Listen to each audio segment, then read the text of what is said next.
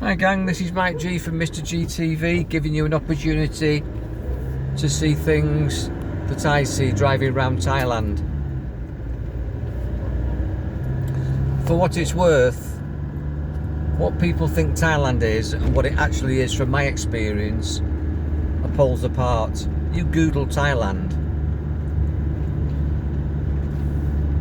and you're going to see ladyboys and girly bars and dodgy massage parlours, and although you might see some beautiful temples, most of the tourist areas give a very bad reflection of what my Thailand experience is, which is that it's a very spiritual place, a very beautiful place, a very interesting place with great food, fascinating culture,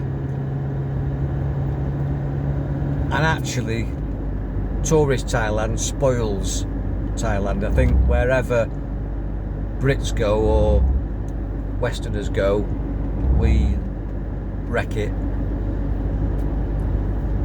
We try and turn it into Blackpool. You only have to look at Benidorm and certain parts of Mallorca. I used to go to Mallorca many years ago with my kids, and what it is now is it's just a parody of itself. I've just come back from my chess club, and this is now 9:15. It's dark now. I'm 7 hours ahead of UK time because of time zone differences, because of lack of tourism in Thailand at the moment. When I go out on my motorbike or I go out in the car, pick up, I've got the roads to myself, and although you can see some headlights and some traffic on the roads, give it another hour, most Thais go to bed at 9 o'clock, 10 o'clock. Even in the centre of town, my nearest town city is Hua Hin. There's Cha Am, there's Prachuap, Kirikan.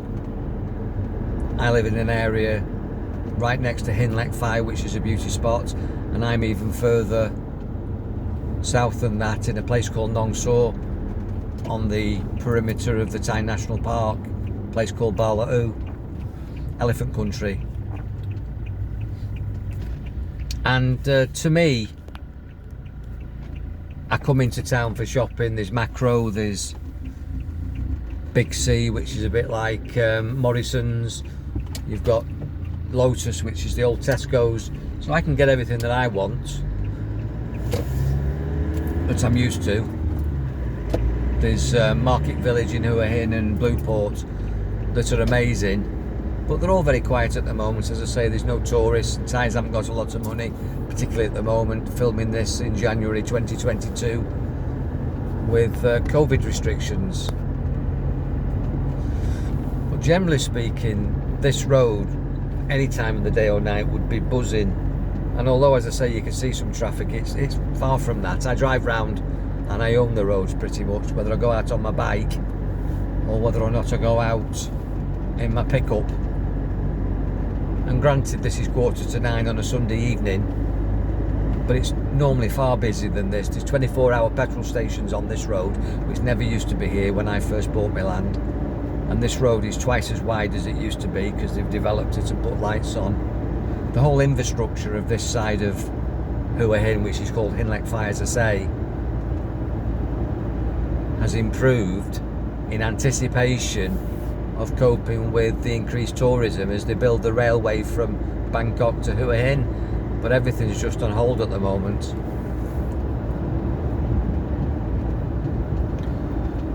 So Hua Hin has got everything that I need, but I'm really happy to get out of Hua Hin into the sticks where I live in Nong Saw, near a place called Wat Hua Mongkon, which is a massive temple that tourists go to, but it's also a working temple where there is a monk school, a visitor centre.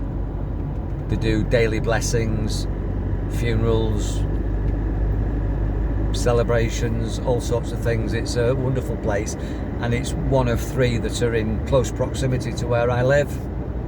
One of the reasons why I chose the land. It's sort of like a triangle of temples, a bit like a Bermuda Triangle, the Hua Hin Triangle where I live.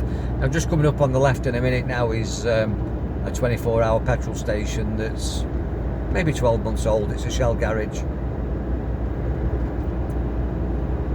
And there's 3 on this road, and as I say, 4 or 5 years ago when I bought the land, this road didn't exist and these petrol stations weren't here.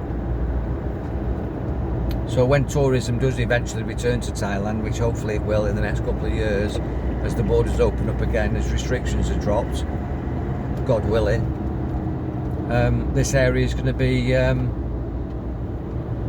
real boom area. It's, if you like, the overflow of Hua Hin, and Hua Hin's very congested, very busy. And I knew that when I bought the land in Nong So. So although I'm 11 miles out of Hua Hin, I'm very lucky to have chosen the land and bought it at the right price before the area became popular and overpopulated.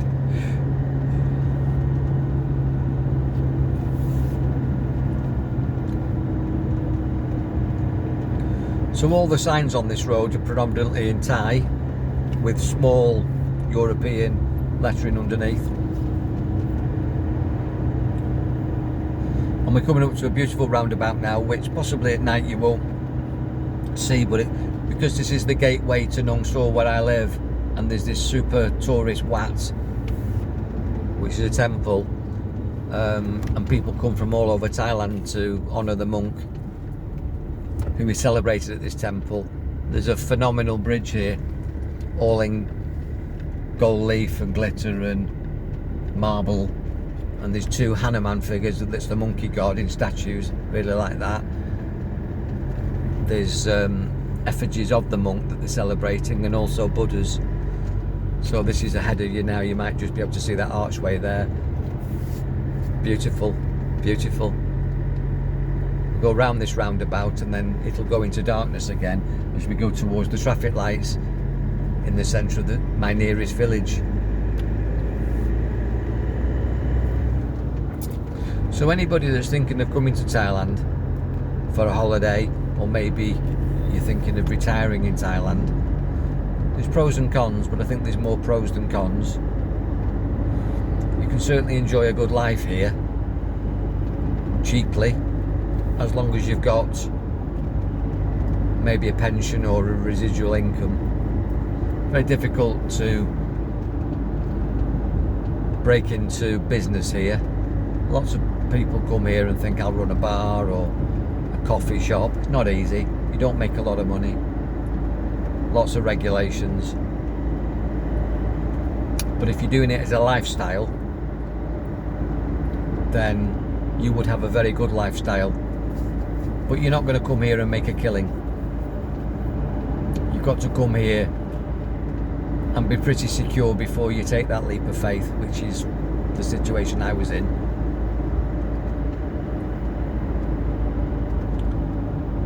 And at the moment, you know, with a volatile economy and what's going on in Thailand politically and militarily and with the royal family, and basically what's going on with China's influence in Thailand and Asia, and what's going on in Russia and just about everywhere in the world at the moment, politically, economically, and obviously with the virus, who knows where we're going to be wherever you live. I've got mates of mine I used to work with who went to France.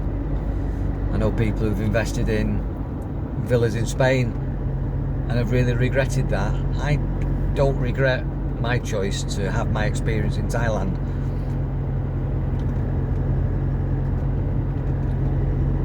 And driving back now, there's a motorcycle on the left hand side here. Just going to overtake it now. You've got to watch these fellas. They've not passed tests, they don't wear helmets, they've all got the COVID masks on, which I've made reference to before, that they won't wear a helmet to keep them safe from something that's imminent. A motorcycle crash in Thailand, very often that happens. but they wear a mask to protect themselves from a spurious virus. I do respect that decision, but for me, I'd be wearing the helmet. And this is now Nong Saw, the village, with the traffic lights ahead.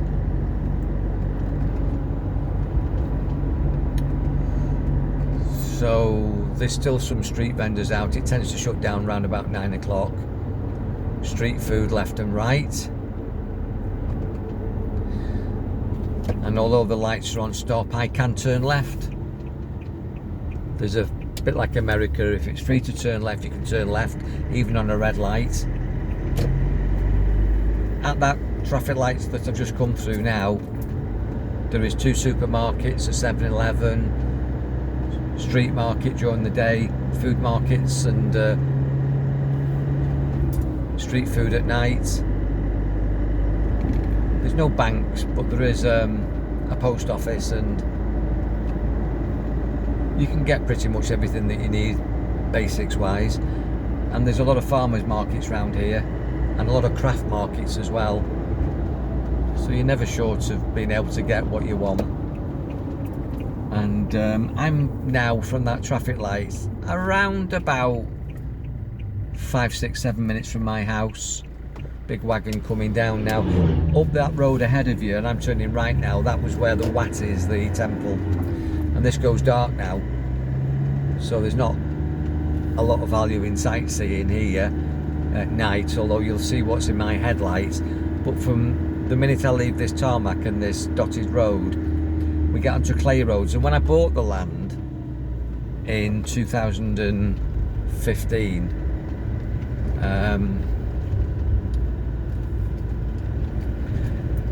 I paid £9,000 for an acre,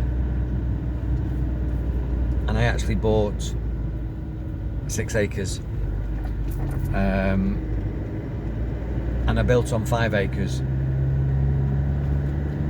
That now is probably worth just short of £1 million baht, which is like £17,000 an acre now.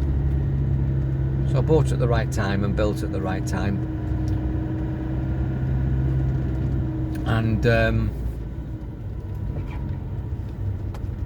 all the roads around here are pretty much certain concrete roads. I'm back on a concrete road now with a dotted yellow line, but it goes into clay roads in a bit.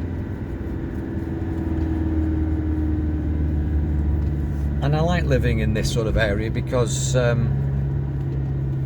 I'm the only white man in the village, predominantly Thai. There's one fella the other side of the village who's I talk to, nice bloke called Peter, who's retired also, and he keeps himself to himself. I keep myself to myself, and I feel very welcome and very accepted by the locals. No animosity, only generosity really. And that's my experience. Although you go onto some forums and there's a lot of people criticising the locals and criticising Thailand, and grumpy old men in my opinion. I don't know why they're here. It's not my experience that they're having. It makes me wonder whether they'd be happy anywhere, to be honest with you. But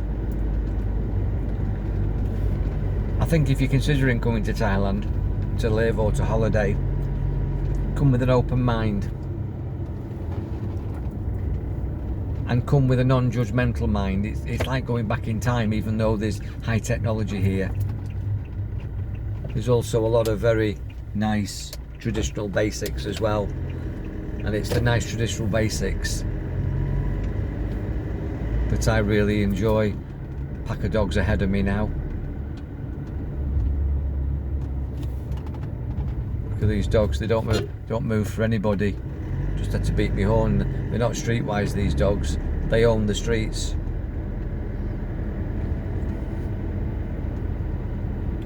More dogs ahead now, not far from my house. Can you see them in the headlights? People keep dogs for security. From my experience, you wouldn't want to walk down here at night without a stick. Everybody carries a bamboo stick. Dogs realise if you've got a stick, they don't come near you. Look at these dogs as well.